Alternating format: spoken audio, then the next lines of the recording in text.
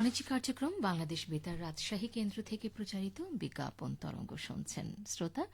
আজ মহান বিজয় দিবস উপলক্ষে আমাদের বিশেষ আয়োজনমালা আপনারা শুনছেন। বিজ্ঞাপন তরঙ্গেও শুনছেন নানা রকমের দেশাত্মবোধক গান। এবারে শোনাব শাম্মী আক্তারের কণ্ঠে ইন্দ্রমোহন রাজবংশীর লেখা এ গান। প্রিয় শ্রোতা, মাফ করবেন, সময় হল স্থানীয় সংবাদের। আসসালামু আলাইকুম। বাংলাদেশ বেতার রাজশাহী স্থানীয় সংবাদ পড়ছি নূর জাহান বন্যা। আজ ১৬ই ডিসেম্বর, মহান বিজয় দিবস। বাঙালি জাতির বীরত্বের এক অবিস্মরণীয় গৌরবময় দিন, বীরের জাতি হিসেবে আত্মপ্রকাশ করার দিন, পৃথিবীর মানচিত্রে বাংলাদেশ নামে একটি স্বাধীন ভূখণ্ডের নাম জানান দেয়ার দিন। ৯ মাসের রক্তক্ষয়ী মুক্তিযুদ্ধের পর ১৯৭১ সালের ১৬ই ডিসেম্বর সার্বভৌম বাংলাদেশের অভ্যুদয় এবং ২০২৪ সালের ৫ই আগস্ট শেখ হাসিনার ফ্যাসিবাদী শাসনের পতনের মধ্য দিয়ে জাতি আজ নতুন করে মহান বিজয় দিবস উদযাপন করছে। পাকিস্তানি বাহিনীর আত্মসমর্পণ এবং বাংলাদেশ বিশ্ব মানচিত্রে একটি স্বাধীন রাষ্ট্রে পরিণত হওয়ার মুহূর্তকে স্মরণ করে আজ বিজয় দিবস উদযাপন শুরু হয়েছে ৩১ বার তোপধ্বনির মধ্য দিয়ে। বিজয় দিবস উপলক্ষে আজ সকালে ঢাকার সাভারে জাতীয় স্মৃতিসৌধের শহীদ স্মৃতিস্তম্ভে প্রথমে রাষ্ট্রপতি মোহাম্মদ শাহাবুদ্দিন এবং এরপর প্রধান উপদেষ্টা ড মোহাম্মদ ইউনুস পুষ্পস্তবক অর্পণ করে শ্রদ্ধা নিবেদন করেন। এ সময় জাতীয় স্মৃতিসৌধে শ্রদ্ধা নিবেদন করেন পূর্ব তিমুরের প্রেসিডেন্ট রামোস হোর্তা। এরপর বিভিন্ন রাজনৈতিক দল, সাংস্কৃতিক, সামাজিক ও পেশাজীবী সংগঠন এবং শিক্ষা প্রতিষ্ঠানসমূহের শহীদদের প্রতি শ্রদ্ধা নিবেদনে স্মৃতিসৌধ পুষ্পস্তবক অর্পণের জন্য উন্মুক্ত করা হয়। আজ সরকারি ছুটি। এদিকে রাজশাহীতে বিপুল উৎসাহ, উদ্দীপনা ও নানা কর্মসূচিতে মহান বিজয় দিবস উদযাপিত হচ্ছে। দিবসের প্রথম প্রহরে রাত ১২টা ১ মিনিটে রাজশাহী কলেজ শহীদ মিনারে পুষ্পস্তবক অর্পণ করেন রাজশাহীর বিভিন্ন শিক্ষা প্রতিষ্ঠান, রাজনৈতিক, সাংবাদিক ও সাংস্কৃতিক সংগঠন। সকালে রাজশাহী কোর্ট শহীদ মিনারে ফুল দিয়ে শ্রদ্ধা জানান রাজশাহী বিভাগীয় কমিশনার খোন্দকার আজিম আহমেদ, রাজশাহী রেঞ্জের DIG Alamgir Rahman, metropolitan police commissioner Mohammad Abu Sufian ও জেলা প্রশাসক আফিয়া আখতার। সকাল ৭টা ২০ মিনিটে রাজশাহী বিশ্ববিদ্যালয়ের শহীদ মিনারে ফুল দিয়ে শ্রদ্ধা জানান উপাচার্য অধ্যাপক ড সালেহ হাসান নকিব। আজ সকাল থেকে সন্ধ্যা পর্যন্ত পার্ক, জাদুঘরে বিনা টিকিটে শিশুদের পরিদর্শনের জন্য উন্মুক্ত রাখা হয়েছে। নানা কর্মসূচিতে আজ পাবনায় উদযাপিত হচ্ছে মহান বিজয় দিবস। এ উপলক্ষে আজ সকাল থেকেই শহীদদের স্মরণে নির্মিত দুর্জয় পাবনা স্মৃতিসৌধে পুষ্পস্তবক অর্পণ করেছেন বিভিন্ন সংগঠন।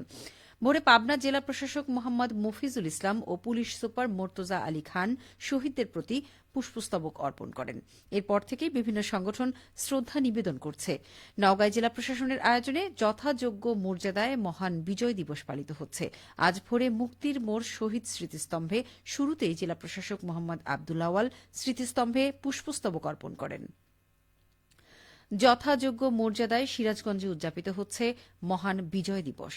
ভোরে শহরের বিজয় সৌধে ৩১ বার তোপধ্বনি শেষে জেলা প্রশাসনের পক্ষ থেকে সেখানে শ্রদ্ধাঞ্জলি প্রদান করেন জেলা প্রশাসক মোহাম্মদ নজরুল ইসলাম, পুলিশ সুপার মোহাম্মদ ফারুক হোসেন সহ অন্যান্যগণ। এছাড়া বিজয় দিবস উপলক্ষে নাটোরে প্রথমবারের মতো বিজয় মেলা শুরু হয়েছে। আজ সকালে জেলা প্রশাসক আসমা শাহিন মেলার উদ্বোধন করেন। মহিলা বিষয়ক অধিদপ্তর, যুব উন্নয়ন অধিদপ্তর, বিসিক এর সহযোগিতায় জেলা প্রশাসন আয়োজিত মেলায় নারী উদ্যোক্তাগণ ২০টি স্টলে তাদের উৎপাদিত পণ্যের পসরা সাজিয়ে বসেছেন। মেলা প্রাঙ্গণে বাংলাদেশ শিশু একাডেমি ৩টি গ্রুপে এবং বিশেষ চাহিদা সম্পন্ন শিশুদের জন্য চিত্রাঙ্কন প্রতিযোগিতার আয়োজন করে। দিবসটি স্বাধীনতা যুদ্ধের শহীদদের স্মরণে সূর্যোদয়ের সাথে সাথে স্বাধীনতা চত্বরের শহীদ স্মৃতিসৌধে পুষ্পস্তবক অর্পণ করেন নাটোরের জেলা প্রশাসক আসমা শাহিন এবং পুলিশ সুপার মোহাম্মদ মারুফাত হুসাইন। আগামী জাতীয় নির্বাচন ২০২৫ সালের শেষ দিক থেকে ২০২৬ সালের প্রথমার্ধের মধ্যে করা যেতে পারে বলে আশাবাদ ব্যক্ত করেছেন প্রধান উপদেষ্টা অধ্যাপক ড মোহাম্মদ ইউনুস। আজ মহান বিজয় দিবস উপলক্ষে জাতির উদ্দেশ্যে দেয়া ভাষণে প্রধান উপদেষ্টা বলেন, সকল প্রধান সংস্কারগুলো সম্পন্ন করে নির্বাচনের আয়োজন করা হবে। তিনি বলেন, যদি এর সঙ্গে নির্বাচন প্রক্রিয়া এবং নির্বাচন সংস্কার কমিশনের সুপারিশের পরিপ্রেক্ষিতে বিভিন্ন জাতীয় ঐক্যমত্যের ভিত্তিতে প্রত্যাশিত মাত্রার সংস্কার যোগ করা হয়, তাহলে আরও 6 মাস অতিরিক্ত সময় লাগতে পারে। দেশবাসী সবাইকে আগামী নির্বাচনে ভোট প্রদানের আহ্বান জানিয়ে তিনি বলেন, এখন থেকে সবাই মিলে এমন একটা ঐতিহ্য সৃষ্টি করা হবে যে স্থানীয় নির্বাচন সহ সকল নির্বাচনে সকল কেন্দ্রে প্রথমবারের ভোটাররা 100% কাছাকাছি সংখ্যায় ভোটদান নিশ্চিত করবে। আগামী বুধবার থেকে শুরু হচ্ছে রাজশাহী বিভাগীয় বইমেলা। সংস্কৃতি বিষয়ক মন্ত্রণালয়ের পৃষ্ঠপোষকতায় জাতীয় গ্রন্থ কেন্দ্রের উদ্যোগে এবং রাজশাহী বিভাগীয় প্রশাসনের আয়োজনে নগরীর কালেক্টরেট মাঠে অনুষ্ঠিতব্য এই মেলা চলবে 25 ডিসেম্বর পর্যন্ত। কর্মদিবসে বিকাল 3টা থেকে রাত 8 ঘটিকা পর্যন্ত এবং সরকারি বন্ধের দিনে সকাল 11টা থেকে রাত 8টা পর্যন্ত এ বইমেলা চলবে। বইমেলাতে সরকারি প্রতিষ্ঠান সহ অর্ধশতাধিক প্রকাশনা প্রতিষ্ঠানের স্টল থাকবে। জাতীয় গ্রন্থ কেন্দ্র ও মন্ত্রণালয় হতে আগত অতিথিবৃন্দ এবং রাজশাহী বিভাগের জেলাসমূহের জেলা প্রশাসন ও বিভিন্ন পর্যায়ের ব্যক্তিবর্গ এই মেলা উদ্বোধন অনুষ্ঠানে অংশগ্রহণ করবেন। সবশেষে আবহাওয়া। আজ দুপুর 2টায় রাজশাহীতে তাপমাত্রা ছিল 25.5 ডিগ্রি সেলসিয়াস। এ সময় বাতাসে আপেক্ষিক আর্দ্রতার পরিমাণ ছিল 46%। রাজশাহী ও পার্শ্ববর্তী এলাকায় আজ সূর্যাস্ত সন্ধে 5টা 20 মিনিটে। সংবাদ শেষ হল। আমাদের পরবর্তী স্থানীয় সংবাদ বিকেল 4টা 5 মিনিটে।